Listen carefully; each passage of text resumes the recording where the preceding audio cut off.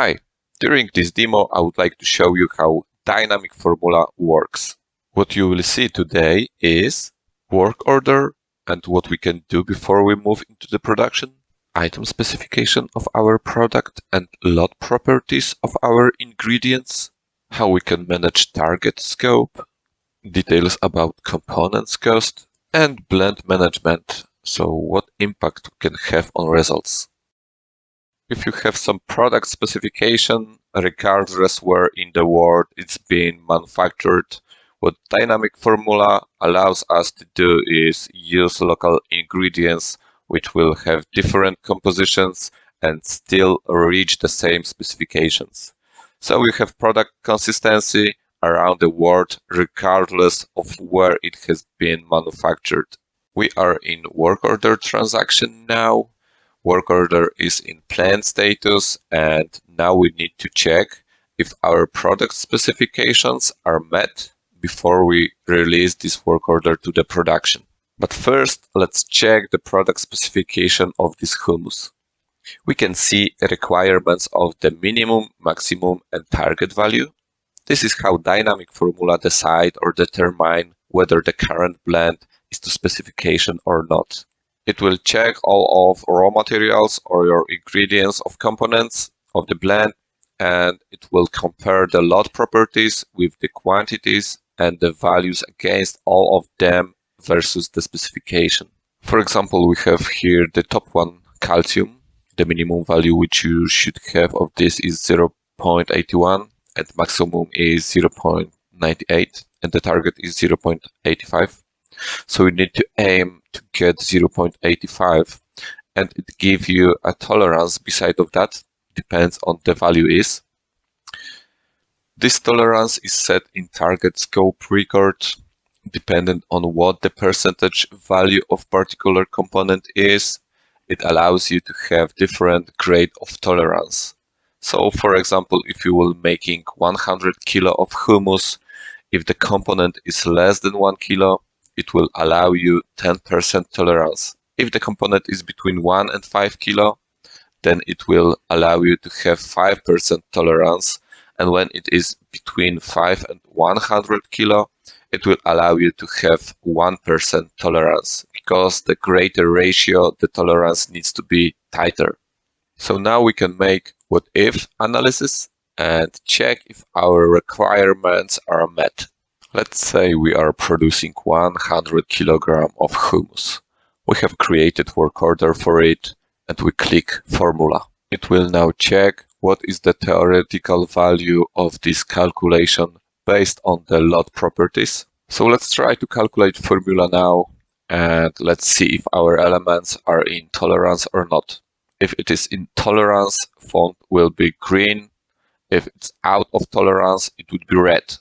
So as you can see, some of our nutrients are red. So for example, magnesium. Depends where in the world there might be some locally sourced raw materials which has the lower magnesium content than expected, and some may have a higher one.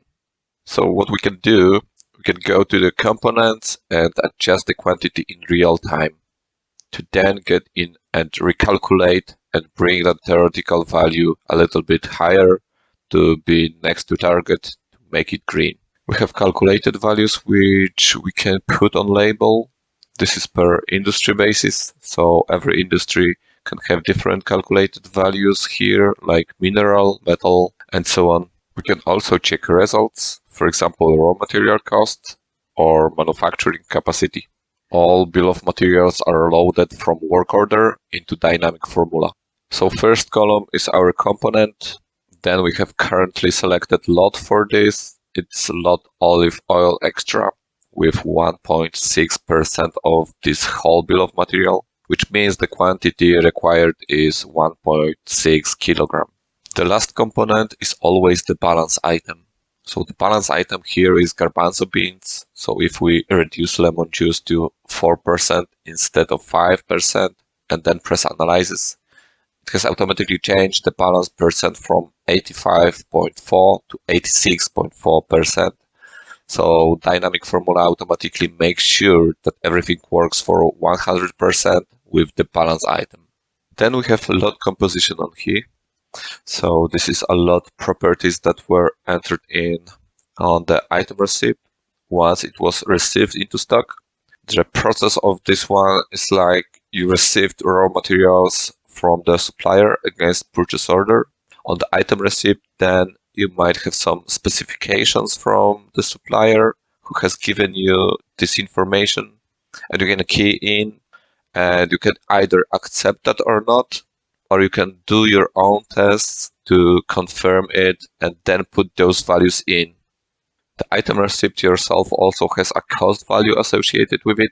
So we got the native cost by unit of measure, we got native reference cost, the base cost by unit of measure, the base reference cost, and the receipt currency. So if your subsidiary currency is in dollar, but you buy in euro, then you will see different values here. So these columns that allows you to see what is the most expensive component of your current batch. So let's say we want now choose different lot number, which has got cheaper or more expensive cost to it.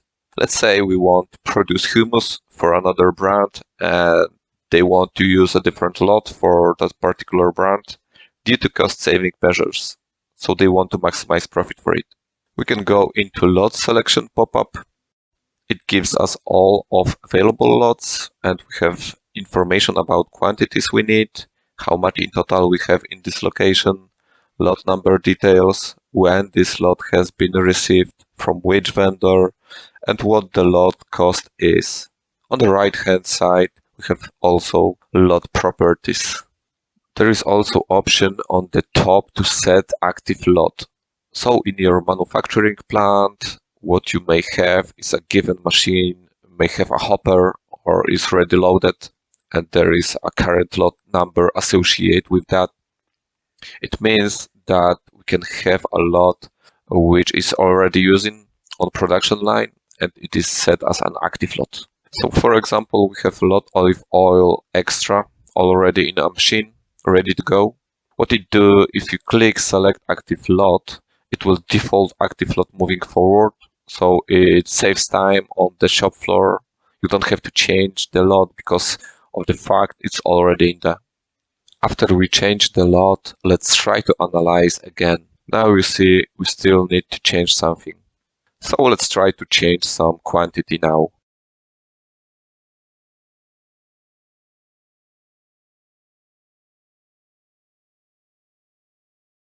Now all components are up to our needs and are all green. We have also a few buttons on the bottom. So there might be days between when the work order is created and when you actually go to do different kind of blend formulation. And you want to do some theoretical calculation before you commit that to the work order. So you have time and you can save your workings in the Save Formula button. And finally, when we are sure that all components and lots are properly chosen, then we can update work order. So if we go back to the work order, it will be updated into exactly the same quantities which we had for the blend. So instead of 1.6, we have 3 now. The formula has now updated the work order. So it is then ready for manufacturing. So now when we have formulation, we are ready to release this work order to production. And we can go to manufacturer or send it to subcontractor and they got latest formulation to use. Thank you for watching and see you next time.